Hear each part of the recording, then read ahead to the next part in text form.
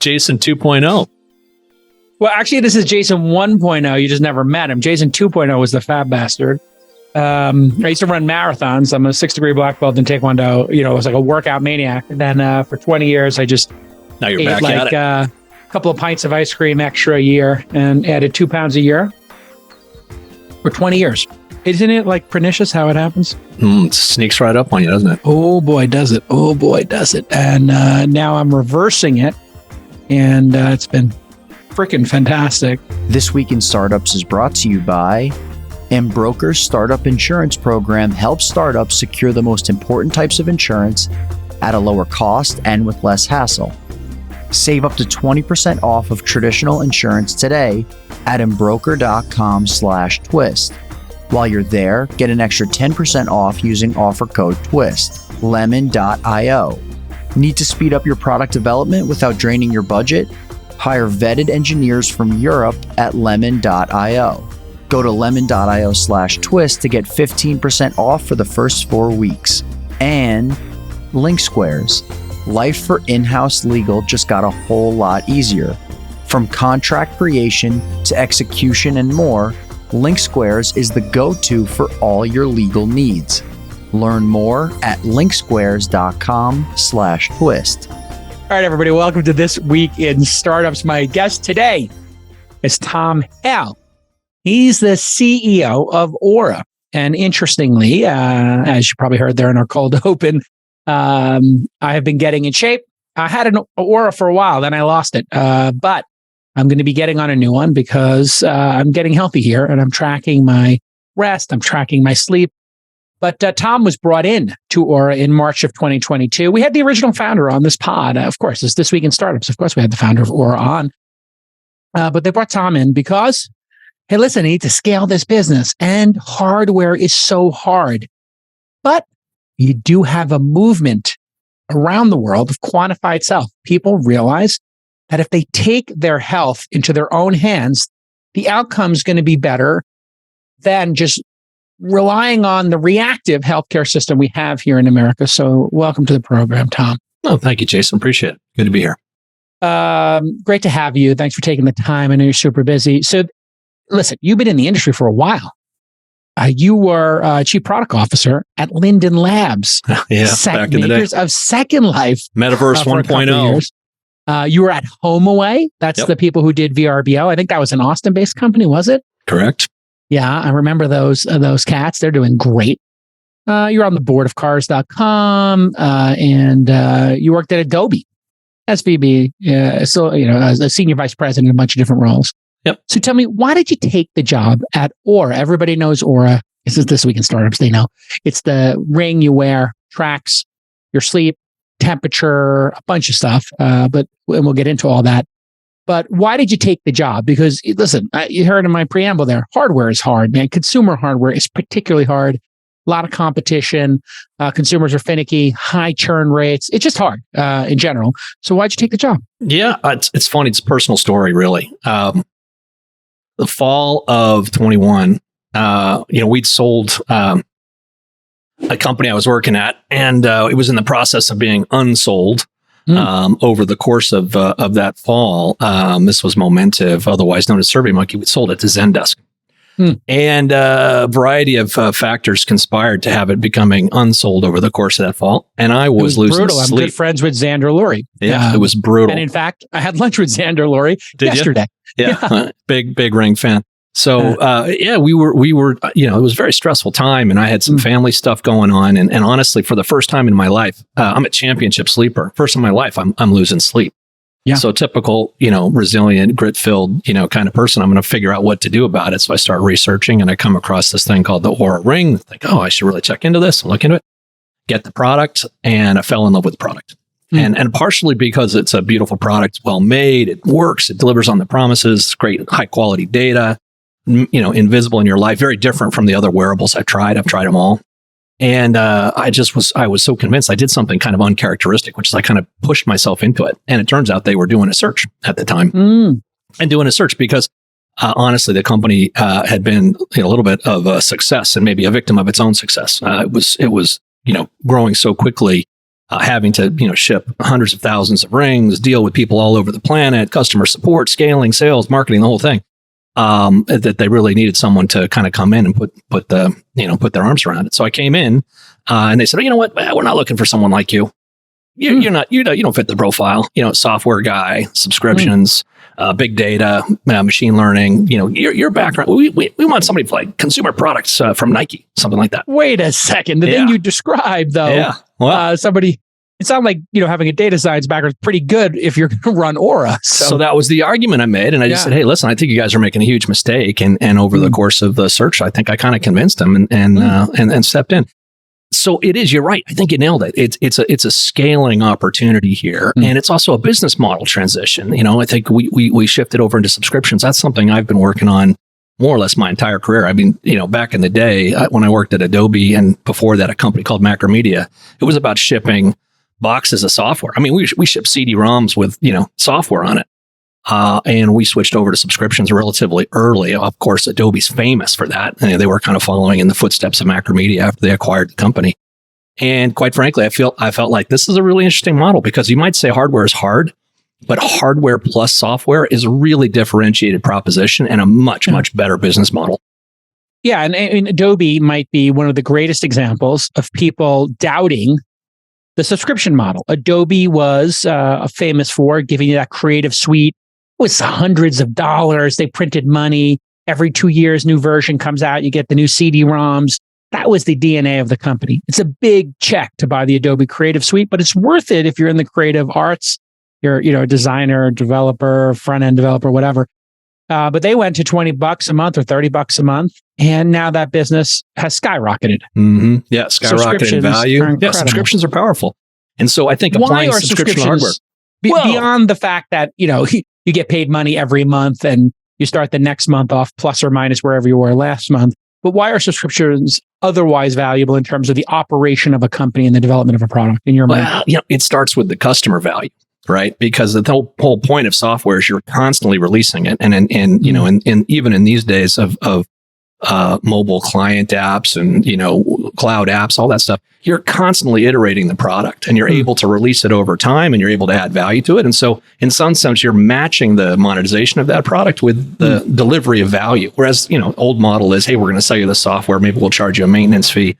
But in subscriptions, it's ongoing. And by the way, the customer has the choice to say, hey, are you still delivering for value? So at Oura, we have a subscription model. It's tied to a piece of hardware. You buy the ring. It's something that you wear on your body. It's beautiful. You feel attractive. $300 or $400, $300 or $400, depending on which finish or scale you want. And the whole premise is that your data is being monitored 24/7. And it's being captured, and insights are being presented to you. It's not just all the data that you're getting. It's actually, we're doing machine learning and kind of insights over to kind of give you something to let you know what's actually going on, because you may not be an expert in your body. It's a learning journey you're going on, and that value delivery aligns with the value capture. And that business model is really interesting because, of course, the challenge of hardware is that you end up, engineering something and then shipping it, and you're kind of like, well, we're going to change it. We have to wait 18 months before we can ship a new version of the hardware. Well, that's not true today, right? You can actually deliver software value. You can deliver daily if you want it. And look at your Tesla. I don't know if you drive a Tesla, but you get an update, and it's like, by the way, now you can have Apple Music. Oh, by the way, now you can, we've changed the navigation to do this. And you're like, wow, the reason people used to upgrade their cars is because the software got clunky, and they'd be like, this is so frustrating. My friend got the new Prius. I got to get the new Prius to upgrade the software. Yeah. And I guess, part of the genius over there from the Tesla team is just constantly delighting customers with new things. New capabilities. What is it, $6 a month for Oura, $10 a month? It's really interesting. I think there's an interesting kind of question here around like, well, what's the right kind of ratio between hardware and software? And I think where we landed, and I all credit to the team here, because I think in many ways this was something that I walked into the beginning of the transition about 6 months before, was really to sort of think about the ratio of software monetization to hardware monetization. And the way I think about it is that like you buy this device, and you buy this device because you like it. You're thinking, it's going to be great. I can wear it with my, my Rolex. If I'm a woman, I can wear it out. I don't feel like I have a piece of technology on my body. It's 24/7. It weighs 4 grams, made of titanium. It looks, it matches my other jewelry, all this kind of stuff that's very like specific to the hardware. Then you start learning and you go on this journey of like exploring your physiology and learning what it means to be recovered and what it means to have a good night's sleep. This sort of activity that we all do, but no one's particularly good at, because when you're sleeping, you're asleep. You have no awareness of it. Yeah. And that value, it's about you going on a journey to like almost listen to your body and to learn how to really listen to your body through numbers and through insights and through changes. The ring itself and the software learns you. It learns your baseline. Classic example, one person I know, his body temperature, and we track body temperature on the ring, it's one of the metrics. His body temperature normally is like 97.5, right? So when he goes to the doctor and the doctor puts a thermometer in his mouth and says, hey, listen, your temperature's 98.6. You know what he's got?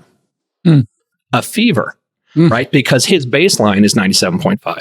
Yeah. So the thing is, we're not all the same. Medicine is practiced on the averages, but this is really about like you and your voice and your performance. So that idea of being able to deliver value over time and having you go through journeys, you might go through a sleep journey. I'm not sleeping, so I need to like figure that out. How do I do that? Well, stop doom scrolling, stop paying attention to Netflix, don't drink alcohol, don't drink a lot of water or juice before you go to bed, avoid sugar. All these things are really basic, and you can sort of experiment your way into it and realize what works for you, because what works for you, Jason, may not work for me, may not work for someone else. It's what works for you. And you get the metrics to support it, because we all know what's measured is managed. All right, listen, we work with super early stage companies at my investment firm. It's called Launch. I'm talking pre-Series A, right? We're talking seed stage, friends and family. And you know what? At that stage, maybe they don't have insurance yet. In fact, just recently, we had an amazing startup. They didn't have D&O insurance. If you don't know what D&O means, that basically protects your directors and officers. Directors, board of directors, officers, the people who run the company, your management team. So what do? We send them right over to Embroker. Embroker is business insurance built specifically for startups. Embroker's single application helps startups get 4 quotes for 4 lines of coverage in 15 minutes. They connect you with one of their expert brokers for unmatched service, and that goes beyond your policy, okay? We use this at all of our companies. It's easy peasy, lemon squeezy. And if you're not getting insurance, at some point you're going to have to get it. So let's make that point today. Right now, this weekend, tonight, just go to Embroker today with the code TWIST, and you'll get 10% off their startup package. How do you get the startup package? Embroker.com/twist. That's EMBROKER.com/twist. Make sure you use that code TWIST for 10% off. That also, more importantly than getting the 10% off, that shows them that you're listening to This Week in Startups. So we love Embroker. They've been amazing in terms of supporting our founders for years. And of course, this very podcast. Great job, Embroker. If you can measure it, you can manage it. I mean, you work at SurveyMonkey. It was you're trying to get information on your product, et cetera. So $6 a month, $300, $400 up front. Yeah. Have you consider, is that ratio feel right to you? Or do you think you need to offer, people the $30 a month like Whoop is doing, or some other folks? Oh, they dropped their price a little bit. Oh yeah, $20 a month. Yeah, I think it's pretty pricey. Yeah. Yeah. It's funny. I think our premise on that is that you don't want it to be something that people have to think about. Got it. $6 a month, 2 cups of coffee, whatever it is, call it a penny a minute, so little money. You just don't want people to think about it. And I think the subscription fatigue is a thing. You know what I mean? We all feel it. So I think what we really wanted to do was to price it in a way that like just makes it easy. And the truth is that if you've invested in the hardware, and this is a really interesting, I think maybe point, maybe for your folks who are thinking about pricing models, you've invested in the hardware. And because you've invested in the hardware, you're kind of invested in the outcome. And so you're willing to really give the subscription, the time to invest to see if you get the value. And so from our perspective, the company has to deliver the value to you. We have to deliver features and capabilities. And so over the past, basically 12 months since we introduced subscription pricing, we've introduced, SpO2 detection, workout heart rate, body clock, chronotype. What's SpO2? Oh, it's blood oxygen. If you remember during COVID, people were measuring their blood oxygen. Oh, you can do that with Oura. I didn't know that. Yeah. So we measure it overnight and give you a really good reading. Sleeping disturbance. What is your chronotype? What are all the things that you want to do to customize? Some people actually don't want to do a certain amount of exercise. They want to minimize the amount of exercise. Period prediction.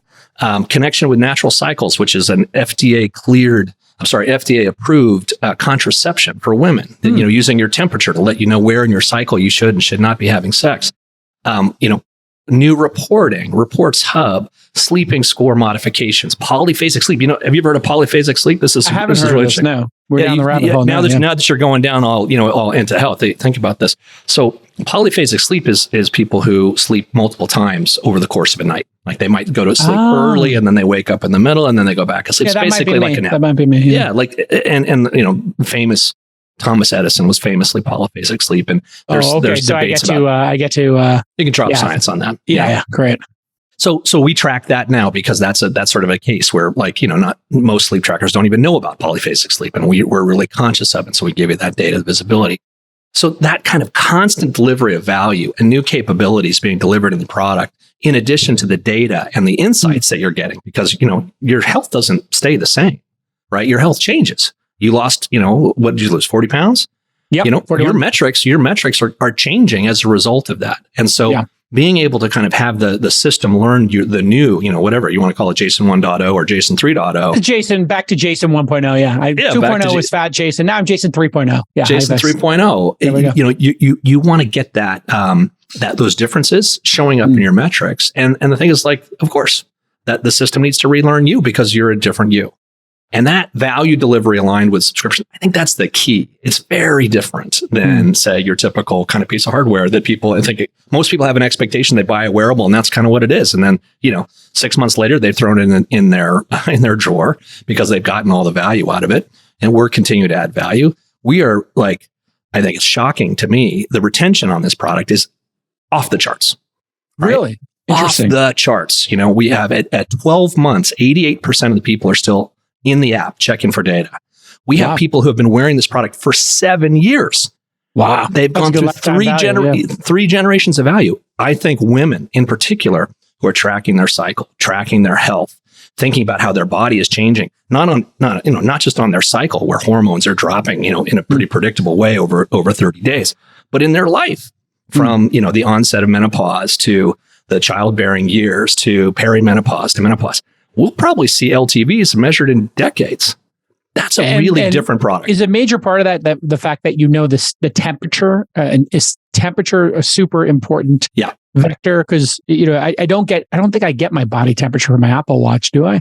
It depends which one you have, and also depends on when you measure it. Perfect examples like. One of the things that people really enjoy about the Ring is that it kind of disappears into the background, right? Yeah. You don't really have, it's not clamoring for your attention. It's not another digital mouth to feed, saying, hey, please plug me in or, put me on the charger. It just sort of goes in the background. You get a 7-day battery life. You put it on, you don't think about it. You check the data when you need, but it's constantly there 24/7. People wear this product in a way that allows the data to kind of just be environmental and passively tracked. And then the algorithms can work on the data and present the information back. What do you do when people lose this thing? That's it's so easy to lose. Yeah. Well, speak for yourself. We don't actually get that many people losing them, but it's a small item. Whatever it could call it. We actually do make it possible for people to contact us if they want, and we can give them a little bit of help to get back up because. Oh, okay, very good. They get really in the game. Yeah, they get bent out of shape when they don't have their data. Huh? Yeah. And can you use the device without the subscription, or it's required to get the subscription? And do you give people a certain number of months when they first activate? Super interesting. And I think I grew up on freemium software, right? SurveyMonkey's classic. It's like the OG freemium software product where you get a ton of value, and then hey, you want to do something extra, you sort of switch over into the paywall.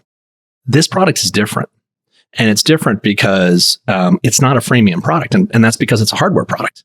You know what a freemium product is in hardware? It's a company that's going out of business, right? Because hardware has a physical cost and you have to ship it places. And if it has a warranty issue, you have to take it back. And if you have to refurb it, there's those sort of economics that make it difficult to do a freemium model. So I think with the innovation here, and you saw this because I think Fitbit famously had a hardware model with freemium attached to it. And it's not super successful, 1 to 2 to 3%. It actually pissed me off, and it made me leave the Fitbit ecosystem after 7 years. Yeah. Because I was like, you've trained me. I bought so many of these things, and now you're deprecating the product. And I just felt like I was baited and switched. And I think it's very hard to change it once you've, taught people how to do it.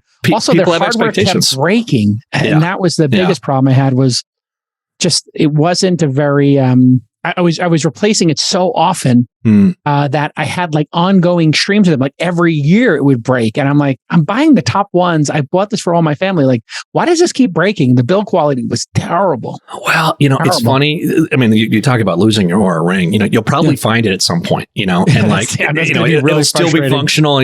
But like we've had people put them through the wash and still functions, right? And we've had people, they've run over them with their car on asphalt and it still functions. And that's because it's made, it's titanium. It's a very strong build. It's a Finnish company. You got some amazing engineers and folks building the product. But, maybe to your point, this notion of business model, it's a little bit like there's some expectation and training that you have to do with your customer. You have to educate them. I think this is super relevant for every startup, especially one who's disruptive. Because you got to get people thinking in a new way about the value that you deliver. Most people are trained to think, I buy a hardware product, I use it once, I use it twice, I use it 3 times, but I don't pay again for it. Yeah. Peloton, I think, maybe showed us the way that, like, if you buy a piece of hardware, like there's things that you might reasonably expect to pay as you use it, as it goes along. Yeah, and they seem to have provided some decent amount of value in terms of the courses. Yep. Because you have live courses. So they keep adding, like, if you're really into this, like they have yoga and stretching.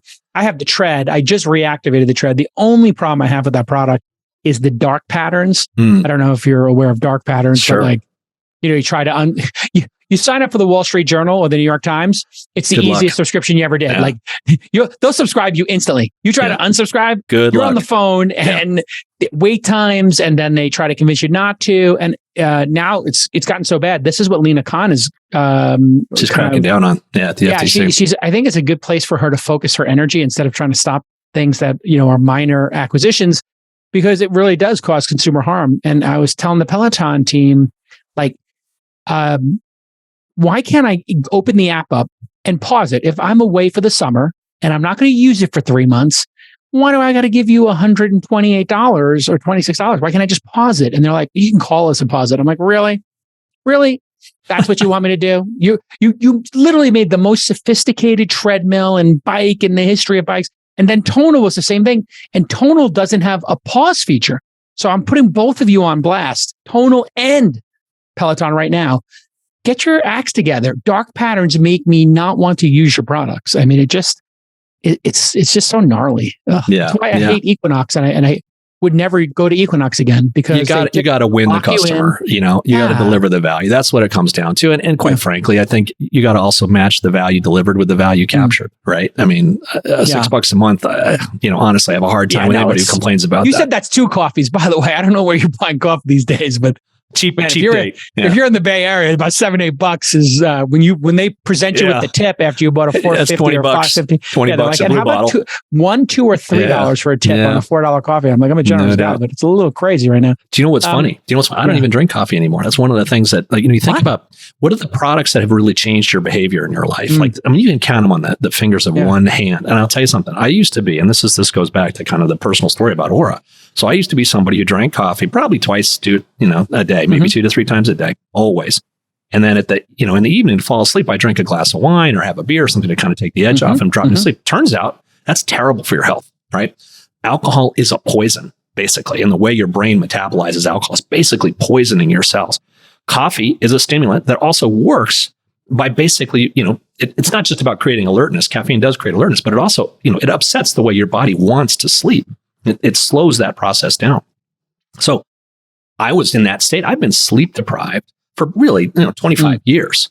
And I went cold turkey, stopped drinking alcohol, stopped drinking coffee. And it was literally like walking out of a black and white movie into a color, Technicolor movie. I was like, oh my God, what is this feeling? And I was like, I need to be involved with this company because of the impact that it has. And sleep is one of these things that, like, a good night's sleep, it makes a difference the next day. Your clarity of cognition, your energy level, your mood, your ability to handle stress. Sleep is it's like a powerful drug that is available to you for free. You don't need a prescription for. And the thing is, of course, over the long term, sleep affects all these things with your health in a material way, whether it's Alzheimer's or cardiac health. It's one of the 8 factors that the American Health Association cites as, what are the things you can do to reduce the risk of having cardiovascular disease. It is really implicated in diabetes. It turns out that sleep regulates in some ways the two kind of hormones that manage whether you feel hungry and whether you feel full. And so if you're not sleeping well, you're going to be snacking and you're going to be having less willpower to resist snacking. And then you're also going to you're not going to feel full. So you'll eat twice as much and maybe have, a quarter of the satiety of feeling satisfaction. Boom. It's affects your weight. Yeah. And so when you figured out you were going to use the Oura, you get a sleep score of some type, and yours went from what to what after taking out caffeine and booze? Well, let me check. It was pretty dramatic. I think I was kind of in the 60s, and I went up into the 80s. But really, the score was there, but it was also, I felt just dramatically different. I'm part of this new Fount Bio thing where I got a coach and I'm going through my health, and we're running 3 tests for me for sleep. One of them's like eyeglasses, another one's a supplement. And just a couple of different, and then one's going to be a warm shower for 5 minutes before I go to bed. And so I have 3 different tests. I'm testing each of them for 4 days in a row. And then he's like, you got to get yourself an Oura Whoop or something we got to start tracking your sleep. And so I'm in the process of doing all that because he thinks that's the first place to start is sleep in terms of health. And so, or one of the first places to start. It's the foundation. I mean, in many ways, it makes other parts of your health journey just that much easier to manage. And sleep, of course, is this incredibly positive thing in many ways for your short term and your long term. Yeah. Imagine this. You got an idea for a tech startup.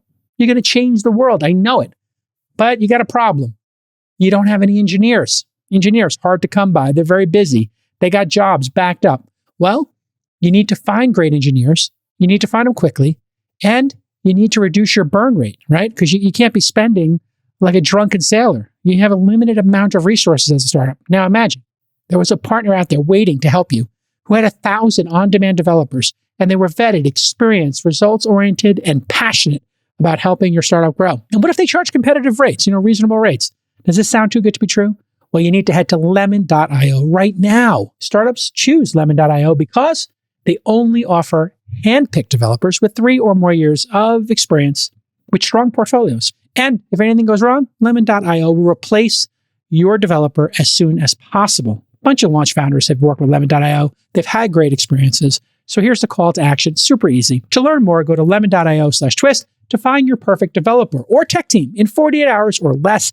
And Twist listeners get 15% off the first 4 weeks. What a deal. So stop burning money, hire developers smarter, and visit lemon.io/twist. Easy peasy. Lemon squeezy at lemon.io/twist. Let's talk about operating a company, coming in to take over from the founders and lead the company.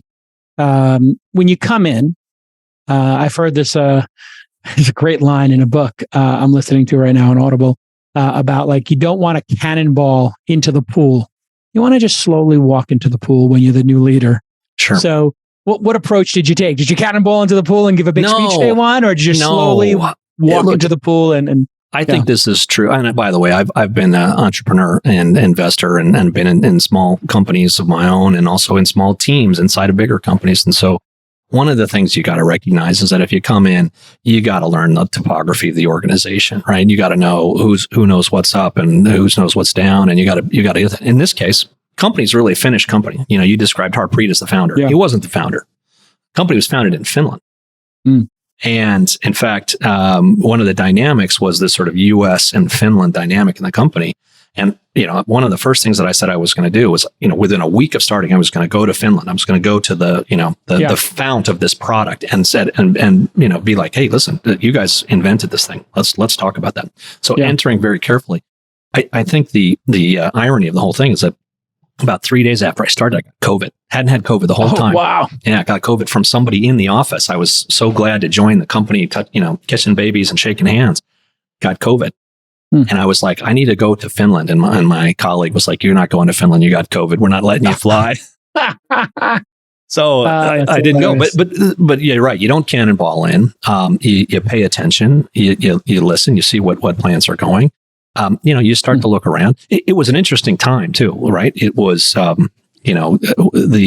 Ukraine war was a couple months in. The stock market had really started to melt down. Yeah, it was the end of days. End of days. It was end of days. You started right? end of days, and then I'm assuming it's not your team. A friend of mine recently took over a company that was that scale, and he hadn't hired the team, and not all of them were fans of his. Yeah.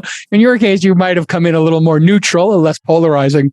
Yeah. But I'm curious, like how you just get to know the team. Like what approach do you take? How many employees did they have when you joined?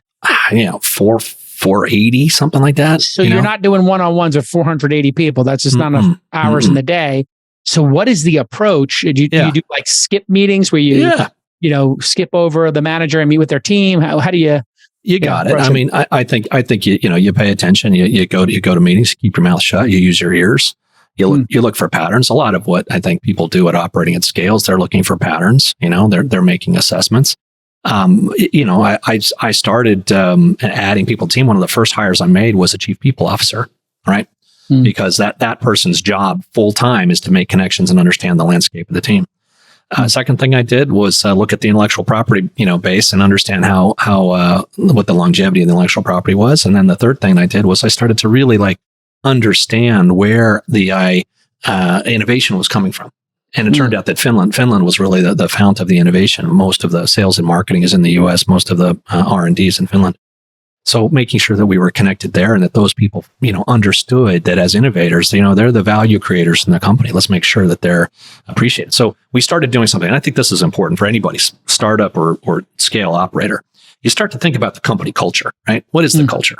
We're a wellness company. Okay, so wellness is part of the part of the culture. It's a Finnish company. I don't know much you know about Finland, but they have sunlight, during the summer, but they don't have sunlight during the rest of the year for some of these folks. So we're living, close to the Arctic Circle. So there's a very important culture of you make hay when the sun shines. You're going to go out there and enjoy in the summertime. So you got to have some respect for the culture, but at the same time, you got to think, what do you want to change about the culture? What do you want to drive about the culture? We have an incredible set of values. Our values are, embedded in the product. Like the product should be invisible. It shouldn't be, begging for your attention or asking to be charged. So those are values embedded in the product, but also in the company. We have values of collaboration. Finland is a big part of the thread of the culture of this company. It's a socialist country. It's really oriented around a collectivist vibe. It's respectful of nature. There's all these values that are permeating the company because of the people, right? So you start that, well, what do you need to do? You got these great values. You got, aim higher or Ubuntu, which means, we do things together. You've got, we earn trust. Trust is incredibly critical. We're a healthcare company. We're managing your health data. You have to trust us. We have to trust each other. So these values are critical. And one of the values that I think, honestly, we really needed to establish was this one of hey, we're gonna look at this problem that we're facing right now with Ukraine war and meltdown, and we're spending money because there was a marketing push. They raised a bunch of money. They're spending a bunch of money in the company, and we said we're gonna talk to people and ask them what they want. So I went around and asked somebody, a woman who ran the science organization in Finland. Her name was Helle, brilliant lady. And I said, hey, Helle, I'm new CEO. What should I be listening to? Tell me what you think. She goes, Tom, you know what we want? Black coffee, no sugar.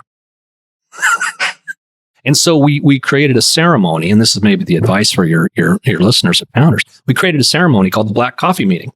And the Black Coffee Meeting is where you're not blowing smoke. As Americans, I think we have a tendency to want to see the bright side and be optimistic and see what the opportunity is. And they said, just give us, tell us the truth and don't sugarcoat it. How are we doing? What's going on? Well, the good news is we're doing great, but you had to earn that trust because if you are doing great and you say you're doing great, but no one believes you, then what are you? So, and this was going right into that. These are candid, right? Yeah. They're candid. Oh, they're blunt, they're blunt and taciturn. And they're also very funny as a group. They actually have a good sense of humor. I like it. That sounds good to me. Yeah. So then just going back to your question about how you come into an organization, you got to respect what's there. You got to know what's there. You got to assess what's there. And then you got to think, well, what are the additions here? What are the other ingredients that you want to leaven here? Hey, you know what? Wellness is wonderful, but you know what's really great? If you want to have a mission-driven company that wants to change the world of health from, interventionist health to prevention, guess what? That works if you're a successful business. If you're not a successful business, you're never going to reach that mission. So for one of the first things we did, connect the idea of the mission to the idea of measuring the company. We're a product that measures you and gives you data. what's the Oura ring for the company? How does it measure the company? What are the measurements that we want to pay attention to? What is it telling us? What are the insights? That big unlock for everybody. Yeah. And so getting through 2022 hard. I don't know if you did a RIF. I assume you had to do some kind of a RIF or get this, spending under control. I had to stop hiring cold. I had to put my foot hard on the brakes. And that was like within 30 days, right? Like stop hiring. Had to figure out where we needed to hire. We were spending on marketing. I mean, we were running commercials, and I went to a bar. I hadn't even started the job. I went to a bar, saw a commercial, and I was like, "Wow!" First of all, I don't go to bars. Second of all, there's a commercial on. The chances of those things intersecting, like that's a bullet hitting a bullet in a Civil War battlefield. Yeah. But it turns out they were advertising a lot, so it wasn't a surprise at all that I saw it in a bar. Any sports event, we would have working? Was the advertising even working, or it's it's hard? It was, but it's it's a lot of money, as you know. So, very early on, a couple months in, I'm like, listen, we're going to stop spending money on marketing. Let's see what happens. I was like, no, you can't do that. Business is going to fall apart if we stop spending on marketing. I was like, no. We'll just see. Trust me, it's okay. So we turned the money off for a little while. Business goes down a little bit, but not too bad. And I said, well, let's try a little next month. Let's take it a little bit further. Take it down 30%. Business goes down a little bit. Doesn't go down 30%. Maybe 10%. Next month, I said, let's cut it off. See what happens. Cut it off. You know what happened? Best month we've ever had. Oh, what explains that? Well, what explains that? So we learned two things. One, we learned the power of referral, which is this is a product that people love, and if they see you wearing it, they're going to talk to you about it. It's got that property. We call that real world virality. Real world, yeah, exactly. Real world virality. People love talking about, what's your score? Jason, how you doing? How'd you sleep last night? Tell me what's your readiness. People want to they want to talk about it. They want to understand it. So what we saw was that referral business was the flywheel that was driving the business. Really interesting. Passion for the product. Wonderful.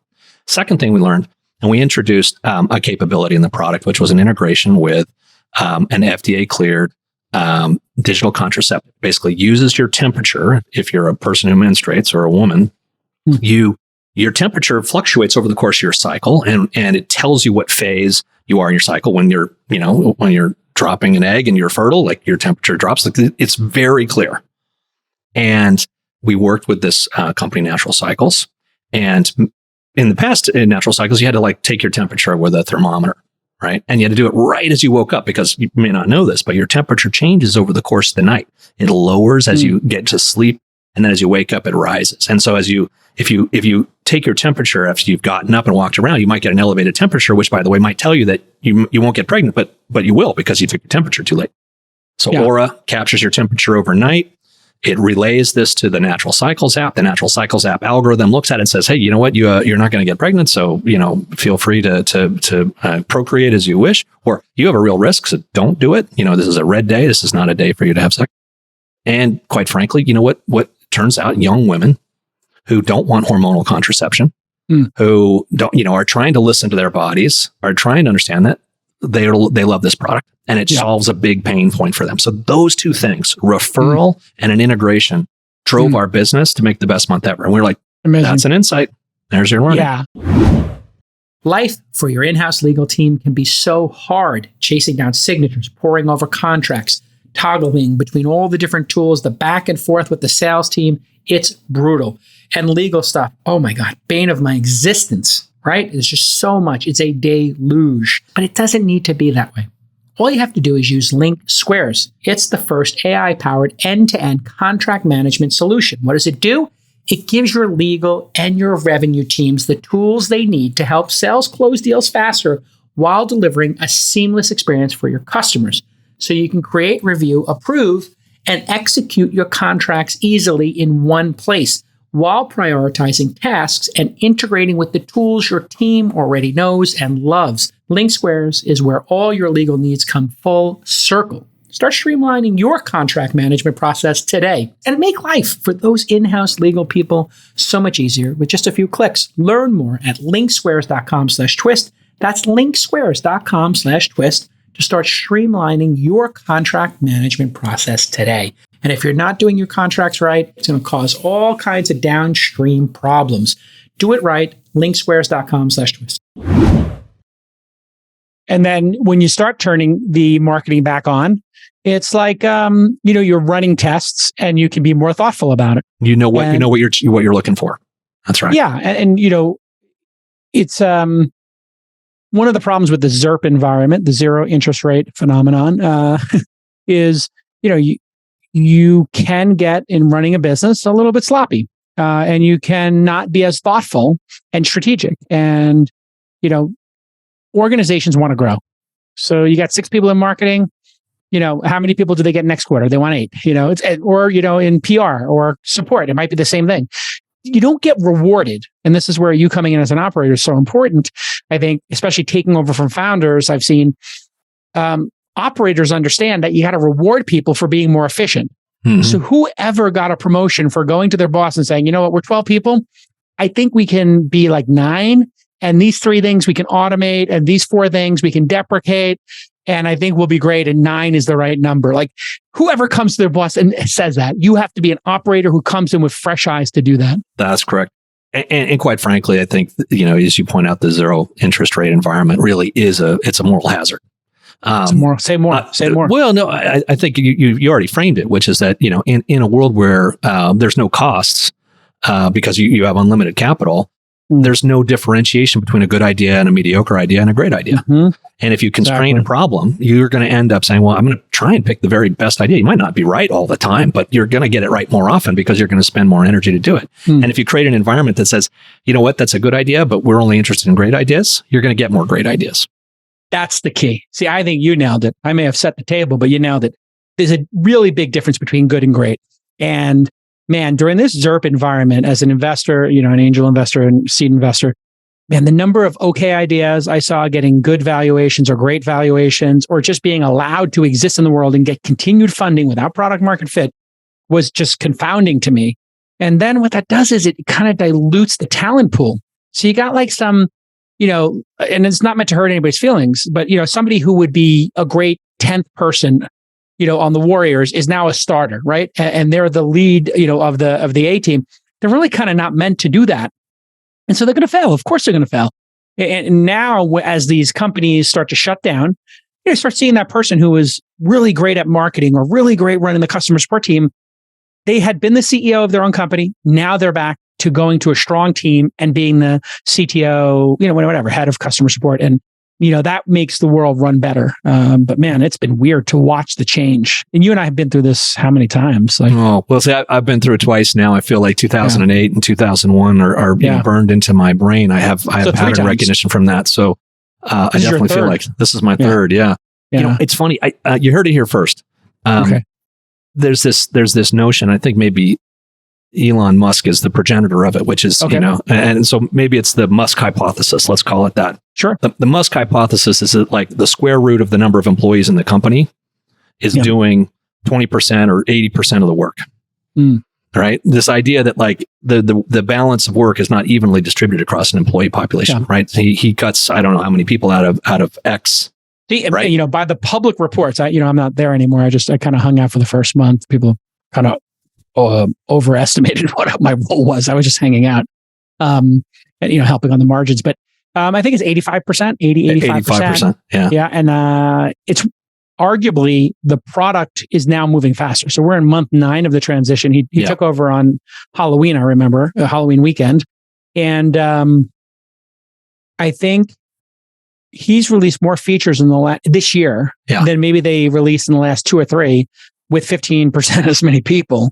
And so, say what you will, you could disagree with the decisions, but, it turns out all those people can slow a team down because it's network theory, right? You have so many nodes that need to be coordinated, in any network. And then, the value of the network increases with the number of nodes, but also the amount of traffic that's required and the orchestration and coordination costs around individual parts of those nodes, or maybe even the possibility of something going wrong because the 2 nodes, they don't talk and you end up with, something that doesn't make sense, or you have to watch out for that. I think there's some real truth to that. We'll see. I think for sure. But, the good news is that like, we're not at a scale where that's a problem, and we don't certainly have to test the Musk hypothesis at this company. I think we've got a tiger by the tail.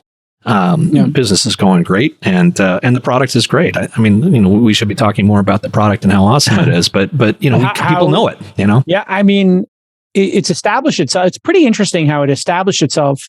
It's not an overnight success, but it's pretty close to it. I mean, the people who are in the quantified self and who care about this kind of stuff, they're just over the moon about it. It reminds me of, we have an investment in 8 Sleep, a small one, but people who lock into that product, and again, it's got incredible retention like Oura does.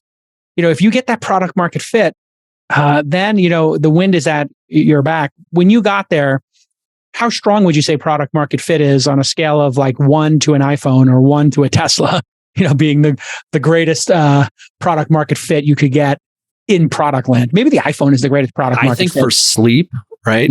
Yeah. It was definitely, it was a home run. 10 maybe it's the iPhone of sleep, or whatever you want to call it. 10 of 10, got it. 10 of 10, 10 of 10. And then I think for kind of sort of daytime activity tracking, that was some of what the product has been working on. You think about kind of workout heart rate. Now the product now has the sort of capability to give you chest strap accurate workout heart rate. You're kidding me, really? Because I am so disappointed in my Apple Watch's heart rate monitoring. Yeah. Because I go on hikes and then I know my heart rate is really high and it's like, yeah, we're not even recording your heart rate now. I'm like, why? Do I tighten this thing? Do I clean it? Where do I position it? I never get good heart rate reading. It's very difficult, actually, it turns out, because what you're doing is you're measuring from the wrist, and there's a weaker signal here, probably 100 times weaker. It's blood flow returning to the heart. It's capillary action. You've got hair, darker skin, and all these technologies work with light shining into the body and then refract it back. And so you've got noisy refractions from bone and sinew. By contrast, the finger, you're on the leading edge of the pulse waveform. Boom, your heart pumps. Blood shoots down an artery, goes right here. The artery itself, a couple millimeters away from the skin. The skin underneath it to the artery is uniform tissue. And so you get like a clearer signal and a stronger signal here. Now, of course, the big challenge is motion artifacts. And so for us, famously, workout heart rate is incredible for cycling, for running, and for walking. And those because those motions are relatively easy to kind of do the noise cancellation of the signal. It makes it very easy to capture that. So you get a really, really clear signal. And we've had it tested and validated against, chest bands, which are really using electric pulses and understanding how your heart. That's the best consumer That's the gold solution. standard. That's the gold standard. Yeah. So in many ways, we kind of scope the problem to be like, hey, we're going to get that really, really well. But of course, what people have been bred to expect is like, what they want to know their heart rate at any moment, in any condition, in any sport, in any motion. And the reality is that we've said, no, it's more important to be accurate than it is to be like, oh, well, we can give you a bad reading if you're doing judo. Yeah. But the people want the heart rate. They want to look at their heart rate. I think we've been trained to be like, how's my heart rate doing right now? Am I working out hard enough? That's actually not the most important thing. It's about how much time you spend with your heart rate elevated in different zones. And so the accuracy of tracking is really critical because you don't want to inflate that. Peter Attila thing. Now I'm 52. I don't know. I think we're in a similar age group. And he's always talking about, is it zone 2 we got to get to? Zone 2. We got to be zone 2. Yeah. I like zone 3. I like getting a little sweat on. I like that 130 beats, whatever. He's telling me stay at 120. So I'm out there running with Antonio Gracias. And he's like, we're going to run for 90 seconds. Then we're going to walk for 90 seconds. We're going to run for 90 seconds. And we're going to try to keep it right here at 128, whatever it is. And so I've been doing that myself and, trying to spend a lot of time. And it turns out actually exercise isn't the solution. And I think you learned this. It's about what you put in your body, right? Yeah. Because if you can exercise all you want. Yeah, you cannot run away from calories. I can tell you that. I tried. That's right. I tried to run away from Haagen-Dazs. It did not work. It's a system. Ozempic is going to make it all easy for everybody. It's just Ozempic is going to solve the problem. But it's a really important point, which is that again, you want to understand what it is that really works. And it turns out actually recovery is super important, right? Yes. I think for many years people train and like, I just got to train more, train harder. And the truth is, if you don't recover. You don't build any resilience. Your body doesn't recover. Your training doesn't matter. It doesn't improve your ability to perform with endurance or strength. You do have to stress. This is a great one. I think stress is so important for performance because if you don't stress your body, you don't put it outside of your comfort range. So you getting out of zone 2 is good because it teaches your body to be resilient when you push. You change your exercise, you do different exercises, and that trains your body. Yeah. Cold plunge, you put your body under stress. This is Peter Attia, put your body under stress. Yeah, no, it's what I'm working on now. And then I'm working on the recovery. And so I'm doing this tart cherry juice. I'm doing I got everything dialed in, and I'm trying to get to. They told me I got to do 100 grams of protein a day because I'm coming off the Wegovy and stuff, and I'm going to go on to build muscle mass time. And because you can't build muscle mass from, it turns out, on this Wegovy Ozempic stuff, it's hard to build muscle mass because you're starving yourself, obviously. But now that I've got the fat off my body, or most of it, I can start doing the weights. And that's the thing about Ozempic and Wegovy is actually it's resetting your brain's knowledge of what normal is for your body. Because that's the dynamic, right? The dynamic is that there's a regulator. Did you do it? Did you try it? Or no, I've never tried it. But I've been studying it a lot, and it's a little controversial. Obviously, lots of people are like, "Hey, just give me this thing. It's a pill. It's going to make me, thin." Yeah, and there's some real truth to that, but there's some, there's potential risks. I think you gotta, definitely. This is not health advice. Talk to your doctor. Do it thoughtfully. But I can tell you, my experience has been, I had an unhealthy relationship with portion control and snacking. And this drug goes right at that, where you stop snacking because you don't have this hunger constantly. And I used to eat, I'll be totally honest here. If you get a regular New York pizza, I'm going to hit 4 slices. Yeah. I might even try for a 5th. I was a gavone, as we say in Brooklyn. Now I eat one slice, maybe half of a second. I have a little salad. I have 2 glasses of water. I'm full. Yeah.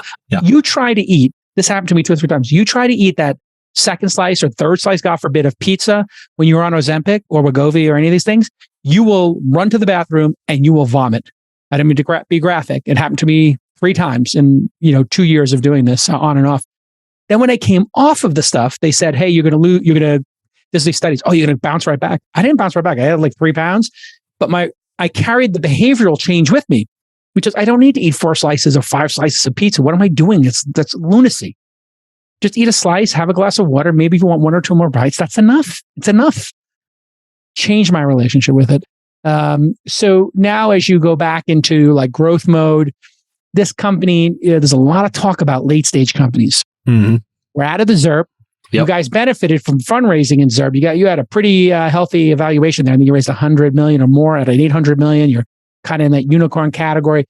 A lot of companies like yours, maybe you're not worth what the last valuation is, but you got this bright future. You're now responsible for getting this valuation either back to where it was, or thinking about the next round of funding, or what the outcome for this company is. How do you think about that? Because when you got this job, they're looking for a CEO.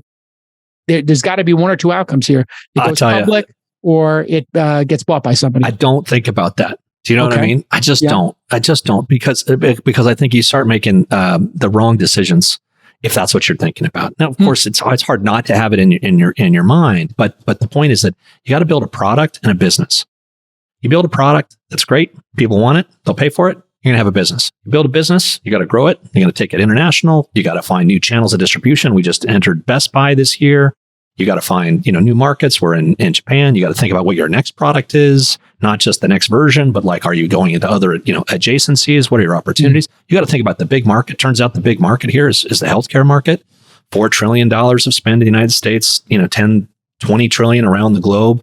The way people do health is crazy. It's intervention based. The incentive in the US is to, get you to be tested and then give you an intervention. So you get over prescribed and you get over tested, you don't learn anything.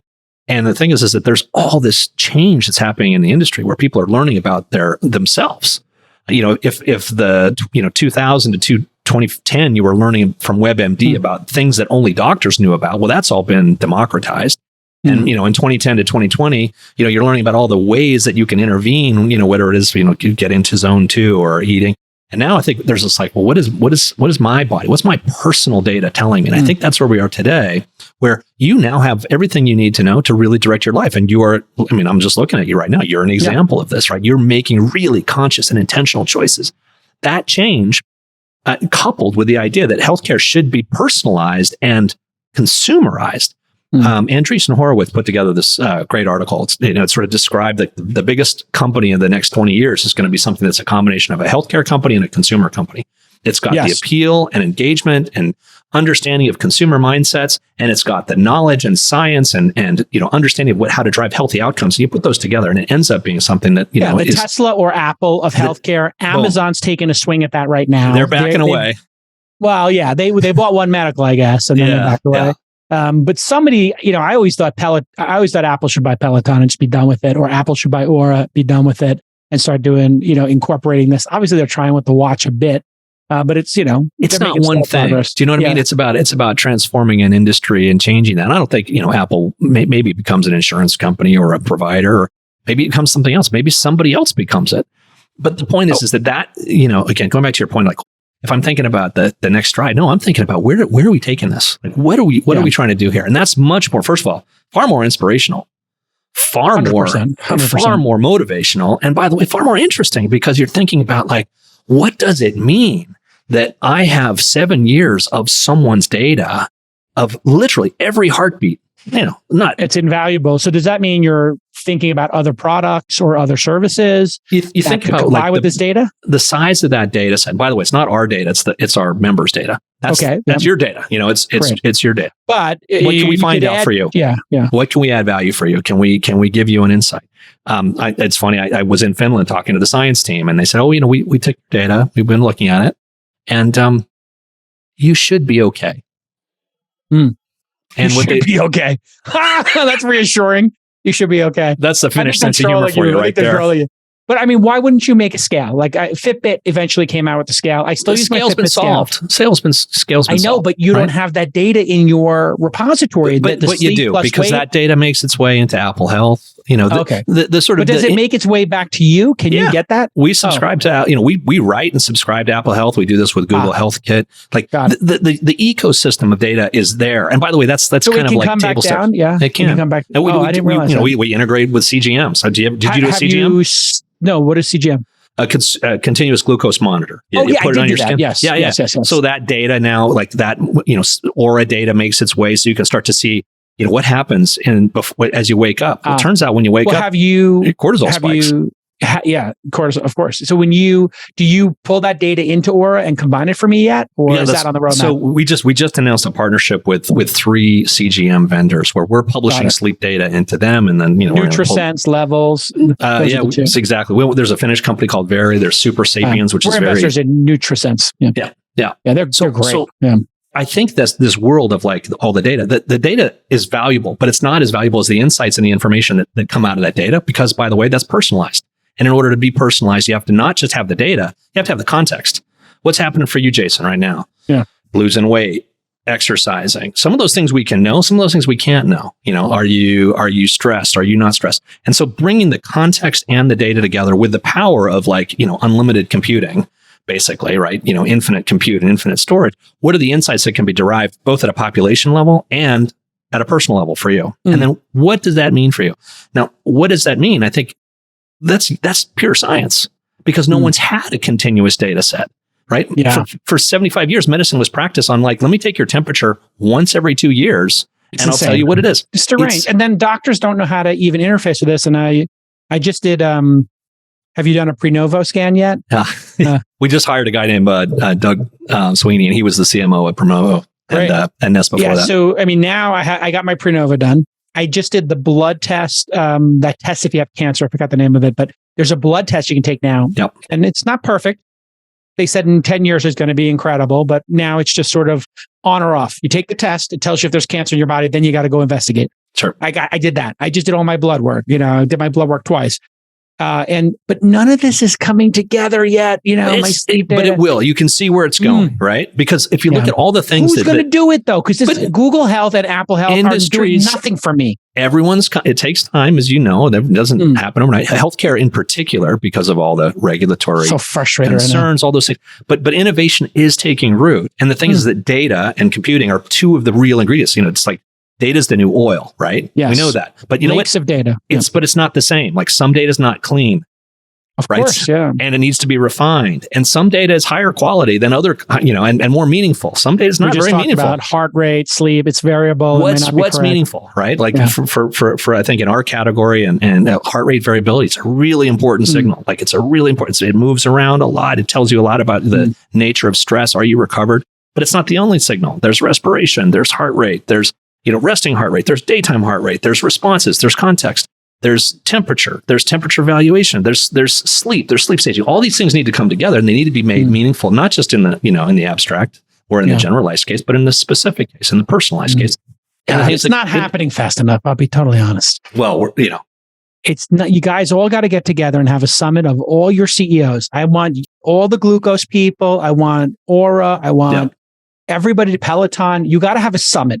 I'm convening a summit right now. Okay. If you hear my voice and you're in this space, I am convening a summit. Calling all CEOs. Calling all CEOs. Calling all CEOs. Put up the summit together. Sign.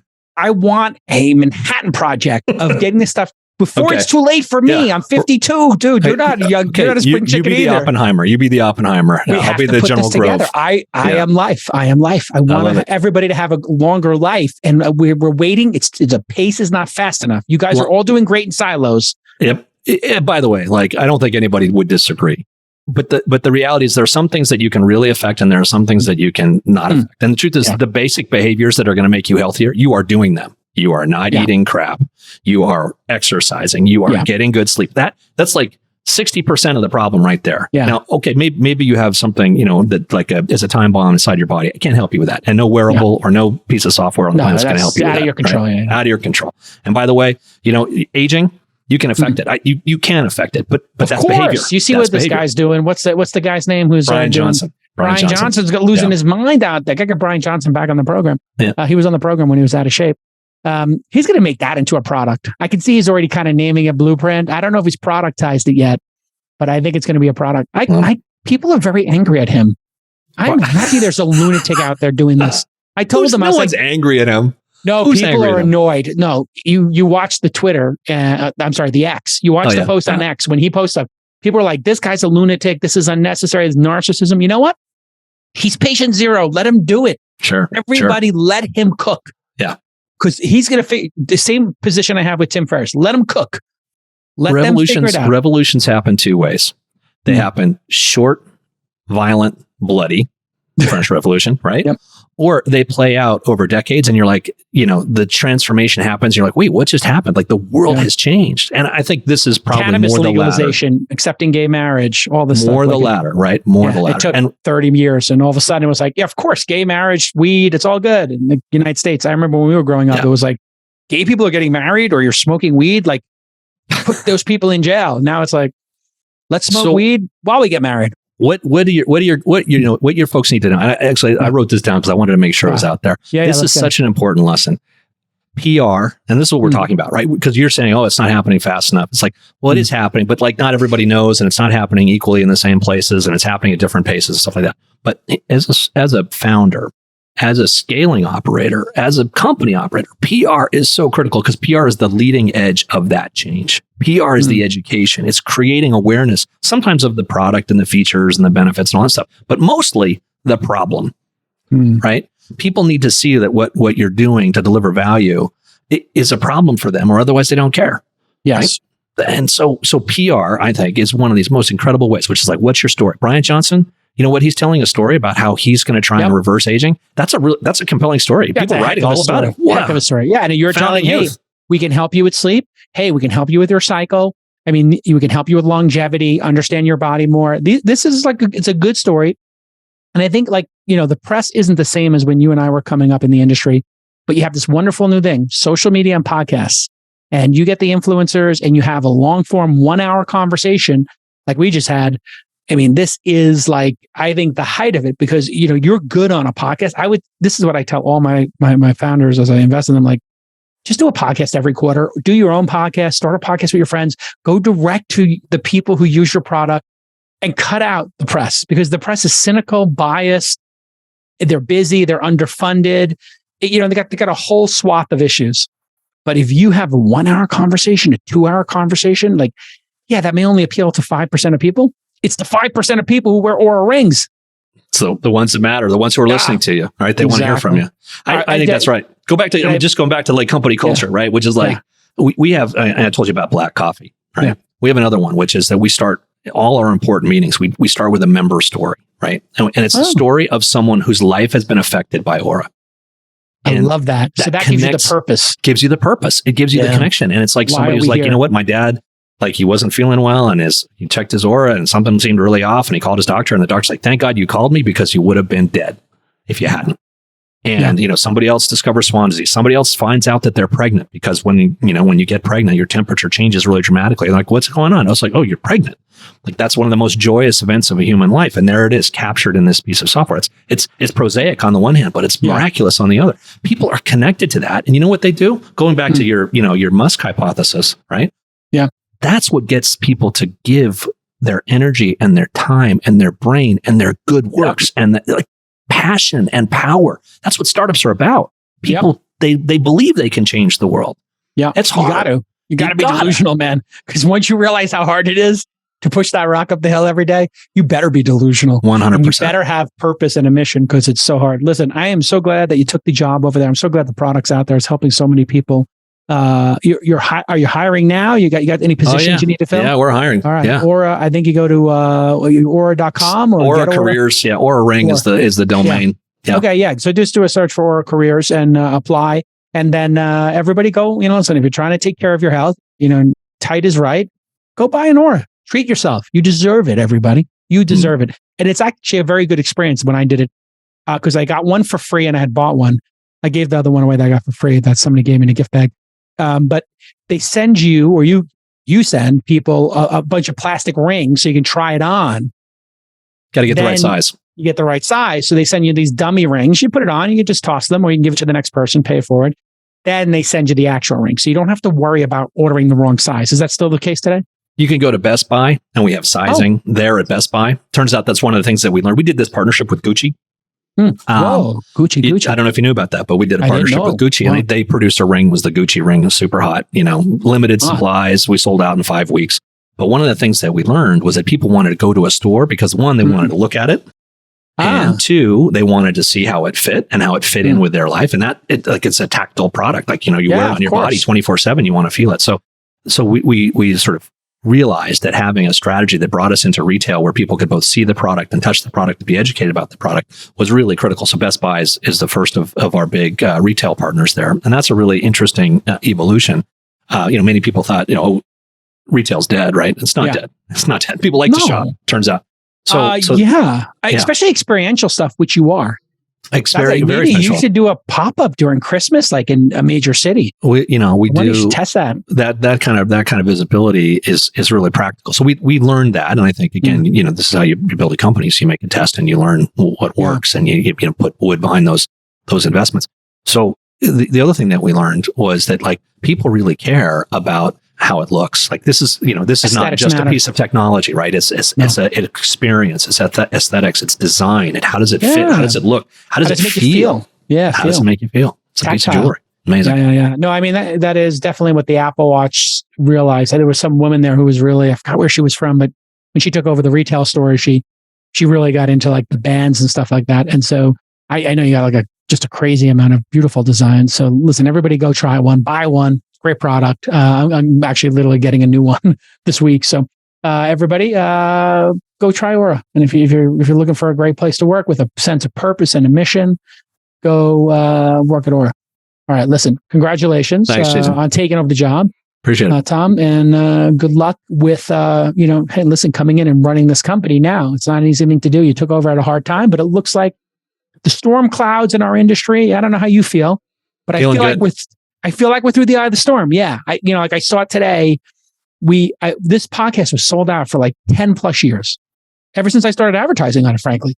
And then all of a sudden we had 6 advertisers go out of business or just say, can you let us out of our advertising contracts? And I'm like, of course, don't worry about it. We moved some stuff around. And then I'm not going to say who, but somebody who was one of those like 6, they just came back. So, a year ago, they had to pause. They said, listen, we'll be back.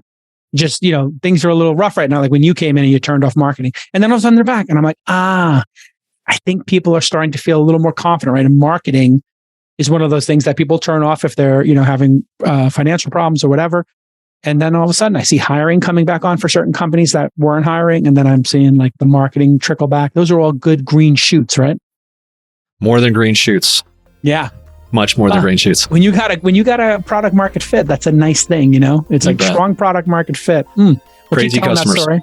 Yeah. And thanks for doing the pod, and we'll see you all next time on This Week in Startups. Bye-bye.